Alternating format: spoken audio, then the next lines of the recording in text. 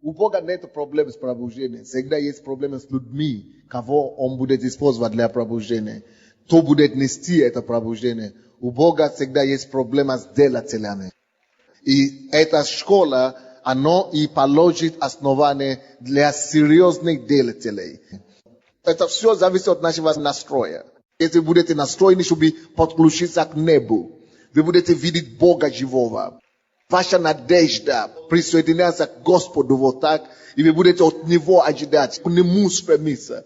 Вы будете просить у Него, то вы увидите, что Господь очень чудным образом удивит нас. И это может стать основанием для такого великого в жизни каждого, кто вот так воспримет. Христианская жизнь, в которой вы находитесь, это не спринтерский бег, а это марафон. То есть это бег на длинной дистанции. И из-за того, что это длинная дистанция, многие не рассчитывают свои силы и зачастую не доходят до конца. Из-за этого многие отпадают, начинают хорошо, начинают как спринт, всеми усилиями, выбегают вначале ревностные всех, активные всех, радостные всех, счастливые всех, но в конце концов заканчивается полудистанцией. Вообще тем, что они отпадают вообще от Бога и вообще попадают в ад. Но если кто поймет, и кто будет иметь в виду, что вот это бег, который у нас есть, не короткая дистанция, а длинная дистанция, это бег, марафонный бег, то можно будет задавать себе и поставить перед собой несколько жизненно важные вопросы. Не считайте маловажным действий. Не считайте маловажным действий. Не считайте маловажным действий. Это жизненно важное время, мы живем с вами. Жизнь – это путешествие, не короткое, а длинная дистанция. И 5 вопросов, которые человек, который хочет дойти и закончить эту дистанцию в марафоне, должен себя поставить. И должен потом контролировать собой и поправлять всю свою жизнь, протяжении всю жизнь. Эти вопросы должны выступить как компас, которые будут поправлять, которые будут исправлять и которые будут вести и помочь этому человеку все-таки осуществить и выполнить ту программу, ради чего Господь изначально его вообще сюда запустил, вообще сюда послал. Мы все знаем, что никто сюда не попал случайно. Бог каждого создал и прислал сюда для своей задачи, на миссию. Мы все сюда пришли на миссию. Он прислал нас сюда для определенной задачи. Я помню, когда приезжал сюда к нам Майлз Монро, и он первый раз упомянул о подобном, о том, что есть 5 вопросов, которые каждый должен задать себе, если он хочет осуществить свое призвание. А потом его книги были переведены на русский. Он постоянно повторял эти вопросы. Но те вопросы, которые Бог мне дал, а те они были схожи, но они вообще были совсем другие. Если мир уже знаком с этими вопросами, которые поставил Майлз Монро, и уже все люди читали в книге, но эти еще не вышли. Когда я уже готовился к этому занятию, я понял, что если я не повторю вам эти вопросы Майлза Монро и сразу вам выдам то, что Бог мне дал, то многие могут путаться. Это школа для тех людей, которые конкретно хотят к чему-то прийти и в чем-то себя реализовать в этой жизни. Первый вопрос, кто я? Первый вопрос, кто я или кто я есть? Это значит, кто я, меня зовут кто-то, кто-то, кто-то, кто я? Ваша идентификация, идентичности, кто вы, кто я? Ваш род, ваша семья, кто я? Ваши все возможности. Это вопрос самоосознания, кто я? Важно, чтобы мы поняли, кто вы на самом деле. Второй вопрос. Откуда я? Пояснение. Это вопрос отвечает на вопрос вашего корня. Откуда я? То есть это разумение и понимание вашего источника. Третий вопрос. Почему я живу? Это пункт отвечает на вопрос цели. То есть какова моя цель или предназначение? Или для чего я живу? Для чего я живу? Следующий вопрос. Что я могу делать? Или что я смогу делать в жизни? Это вопрос вашего потенциала. Что я могу делать? Или что я смогу делать? Это вопрос вашего потенциала. Следующий вопрос. Что я могу менять или изменить в жизни? То есть, это вопрос влияния. Что я смогу поменять? На что я могу влиять? Что я могу изменить? Следующее. Кто ты в истории? Теперь к главному вопросу. Жизненно важные вопросы, на которые каждый должен ответить, чтобы закончить дистанцию. Не в начале, не в середине, но чтобы марафон жизни есть марафон. Чтобы закончить этот марафон, а не спринт. Жизнь Авраама не просто тема для проповеди. На кого-то, какого нужно смотреть, как на патриарха какого-то неизвестного. А жизнь Авраама как иллюстрация, как описание, какая должна быть наша с вами жизнь. Чем мы с вами будем сталкиваться, какие будут вызовы, какие будут проблемы. И вообще-то как иллюстрация жизни каждого из нас, который спасен во Христе. Допустим, Авраам был призван Богом. Это то же самое, как каждый из нас, который был призван Богом, тоже на спасение. Он был призван Богом, оставить свою родину и прийти к Богу, следовать за Богом. Также каждый из нас во время покаяния, когда мы покаемся, мы принимаем решение. Покаяние – это тоже решение следовать за Богом. Смотрите на жизнь Авраама. Решение следовать за Богом – это не просто миф, абстракция. Это требует четкие, конкретные вещи требуются. Призыв Бога на его жизнь стоило ему чего-то. Стоило ему, чтобы он покинул, оставил привычное. Наше то же самое с вами призвание, покаяние, призвание следовать за Богом, чего-то должно нам стоить. Давайте не будем жить больше в иллюзии и в абстракции, и в какие-то самообманы. Покаяние значит следовать за Богом, а это значит оставить привычный образ жизни. Покаяние – это призыв следовать за Богом. И следовать за Богом подразумевается, что принять решение оставить чего-то, покинуть привычный образ жизни, греховный образ жизни, и сделать решение, принять решение, чего бы там не стоило, последовать за Творцом моим, за моим Создателем. Чего бы там не стоило, я принял решение ответить на его призыв. Я принял решение идти за Господом. Чего бы там не стоило. Потом мы видим, что оставить все и последовать за Богом, это еще не все. Бытие 12 глава, 1 стиха по 4 стихи. Оставить все, это еще не все. Внимательное изучение жизни Авраама показывает нам, что много чего можно у него учиться. С 1 по 4 стихи. Бытие 12 глава, с 1 по 4 стихи. «И сказал Господь Аврааму, пойди из земли твоей, от родства твоего, и из дома отца твоего, в землю, которую я укажу тебе. И я произведу от тебя великий народ, и благословлю тебя, и возвеличу имя твое, и будешь ты в благословении. Я благословлю благословляющих тебя, и злословящих тебя прокляну, и благословятся в тебе все племена земные». И пошел Авраам, как сказал ему Господь, и с ним пошел Лот. Авраам был 75 лет, когда вышел из Харана. Первое, что мы должны здесь отметить, это то, что ему пришлось что-то оставить. Не верьте такому Евангелию, который только говорит вам, что вы будете только приобретать, когда вы принимаете решение следить за Иисусом. Прежде всего, вы будете терять. Вы будете, конечно, приобретать Господа, но вы тоже будете терять тут же то, к чему вы были привыкли. И даже если надо будет, вы будете терять даже людей, кого вы любили когда-то. Если они будут стоять на пути или мешать. И занятия определенные, которые вы любили раньше, вам придется, может быть, когда-нибудь, вашего послушания Богу, следовать за Ним, будет стоить вам и этого тоже. Мы делаем выборы, друзья.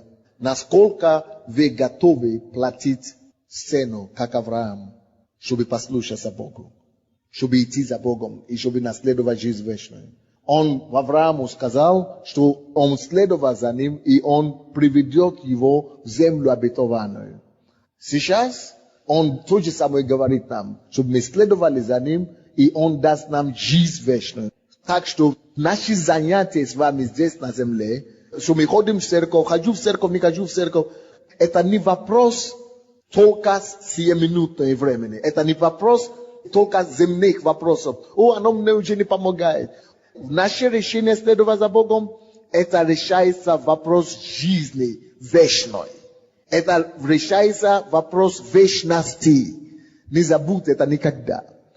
Наш выбор следовать за Богом, ответить на Его призыв, мы принимаем решение не просто жить хорошо на земле, не просто исполнить свое призвание на земле, не просто состояться на земле. Если это четко не будет определено вами, если вы не решите для себя, что нет, мой Божий призыв на мою жизнь, это призыв наследовать жизнь вечную, это призыв о вечности. Не просто о вопросе состоятельности на земле. Из-за того, что люди для себя не ответили на этот вопрос, поэтому зачастую бывает так, что кто-то может спотыкаться. Ты обижен на твою судьбу, обижен на вечность, обижен на рай, обижен на Царство Небесное. Добрый пожаловать тогда в этом случае в ад.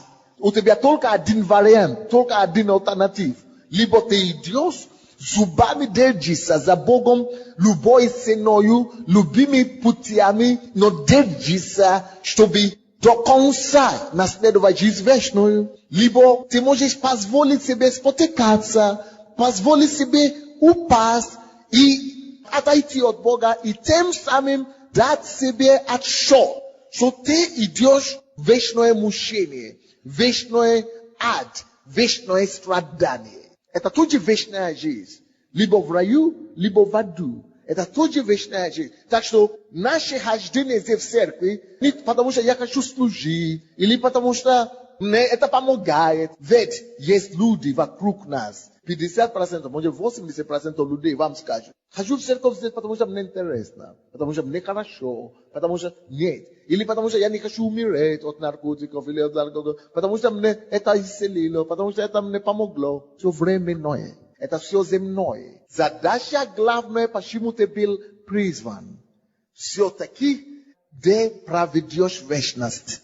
И мы, отвечая на его призыв, должны дать себе отсчет раз и навсегда, что я не должен покинуть этот мир в состоянии отступничества.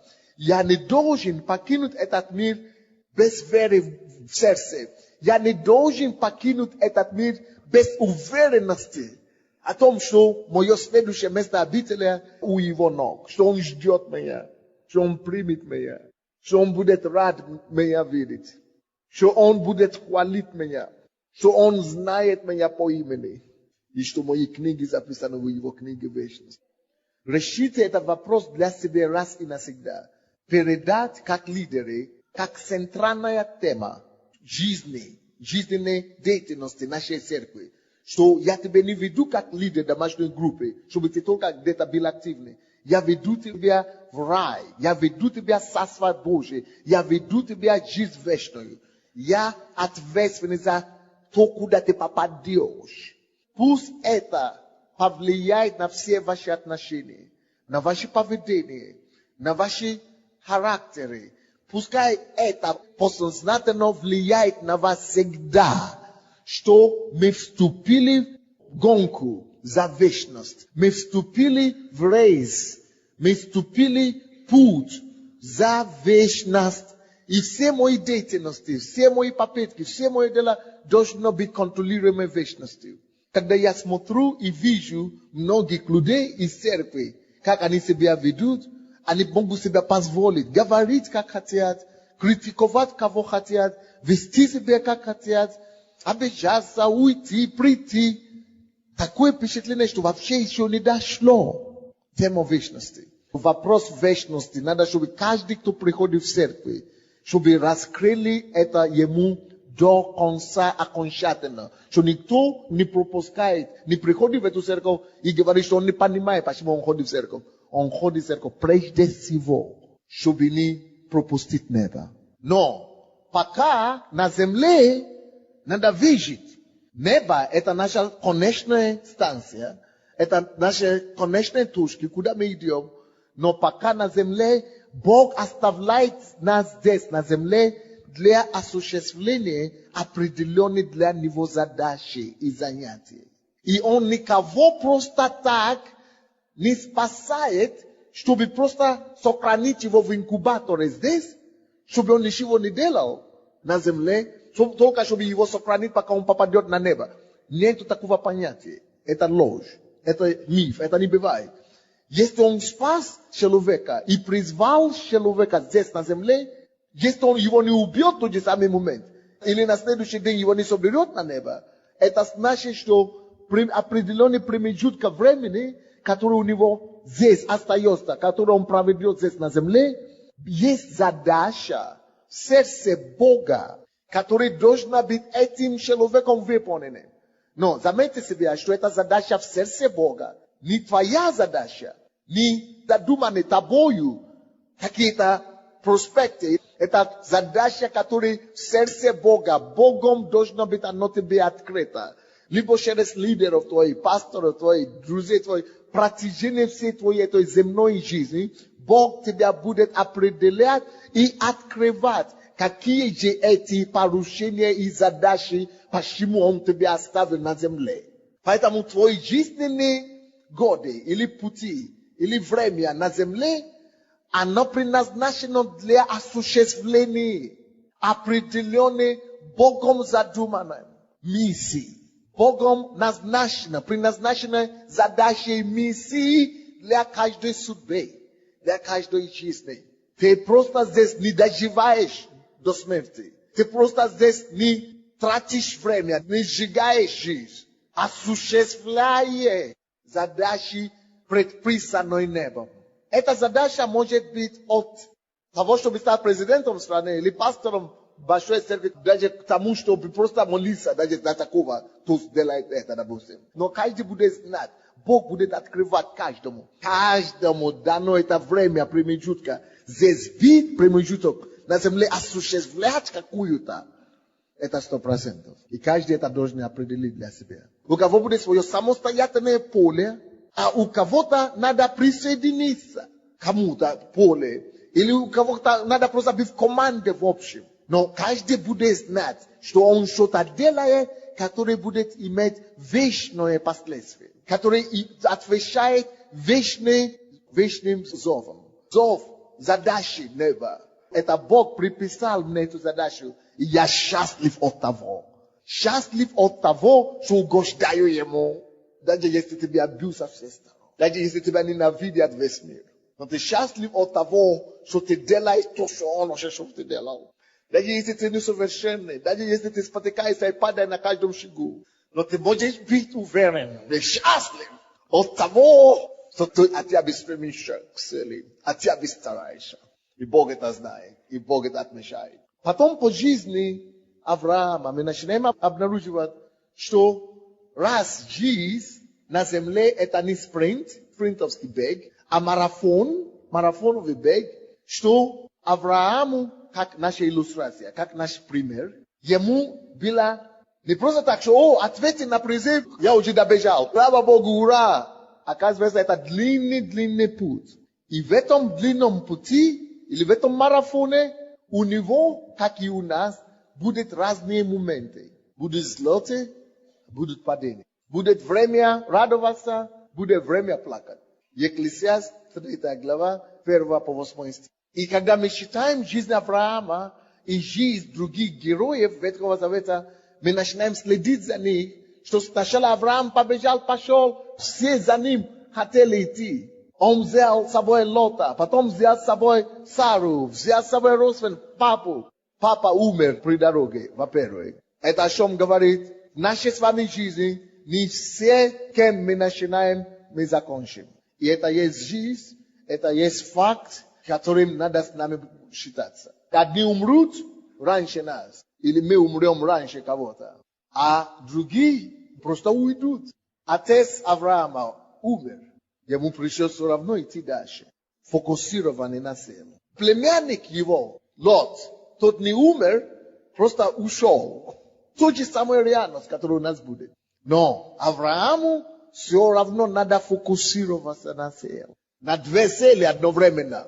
Какие цели? Первое, на главной цель. Самая главная задача и цель его жизни и судьбы. Дойти до земли обетованной. Дойти до неба. Дойти до неба. Дойти до неба. Не упустить этот взор. Не упустить этот фокус. Не упустить это главное мысль. Это все ради неба. Это все ради неба. Это все ради неба. Это все ради неба. Это все ради неба. Не быть занятым выживанием сегодняшним. Не быть занятым сегодняшним суетой настолько, чтобы потерять фокус или ориентир.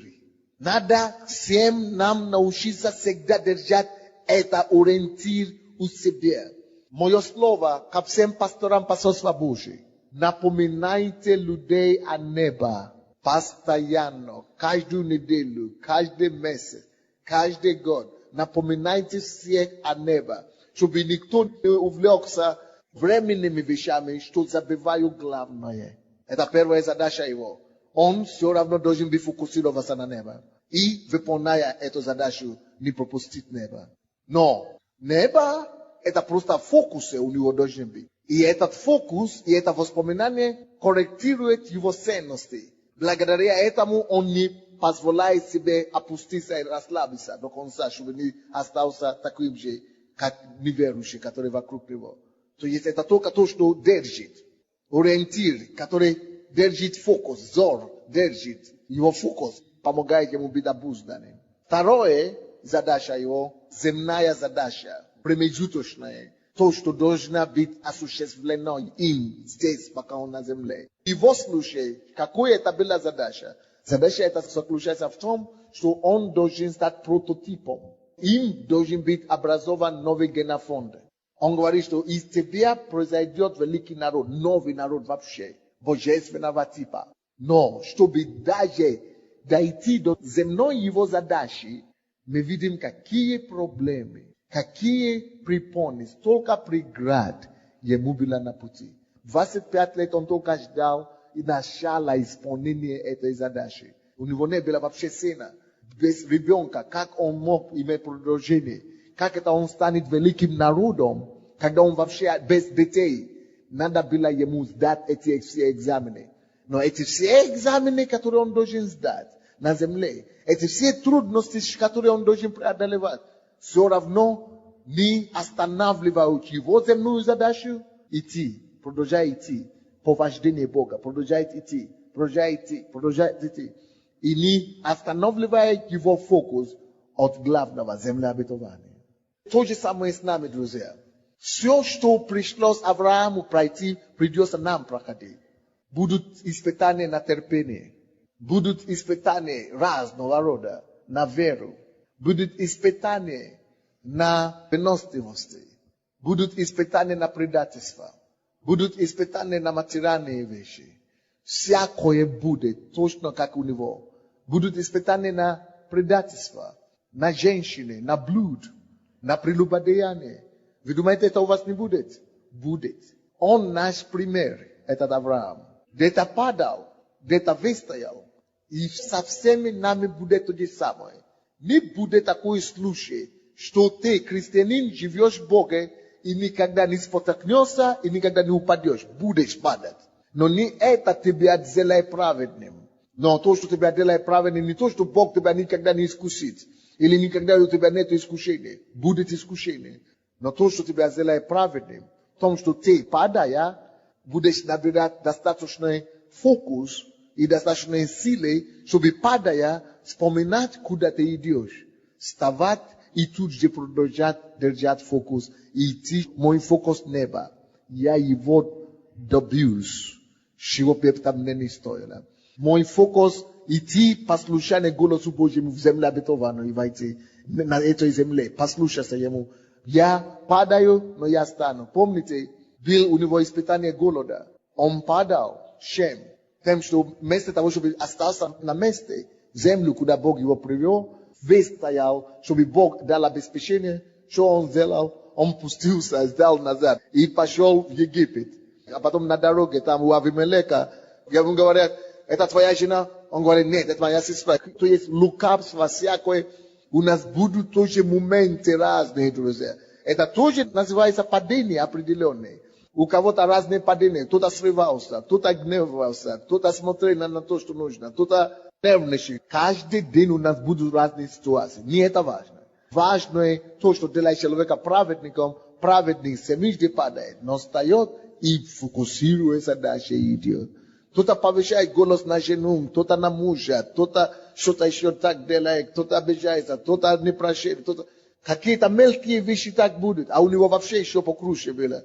Кто взял служанку вообще, превратил ее в жену. Бог что хочет нам показать? Хочет нам показать о том, что будут атаки. И будут вещи, которые захотят нас отвлечь. Все эти атаки и все эти искушения имеют одно только цель. Сбить тебя с пути. Бить тебя с пути. Отвлечь от цели. То есть не то, что падаешь, не падаешь. Падаешь, не падаешь, это не главное. Цель всего бить от цели. Повернуться вспад. Повернуться обратно. Или в сторону. Съехаться. Прекратить. И сдаться. То, к чему дьявол преследует. Так что если вы один из тех людей, которые заметили, что вы несовершенны, из-за этого вы быстро расстраиваетесь. Это нормально. Не жди, пока ты станешь совершенным. Прежде чем послушаться Богу, или прежде чем ты будешь исполнить волю Божию. Ты никогда не станешь совершенным. Это никогда не наступит.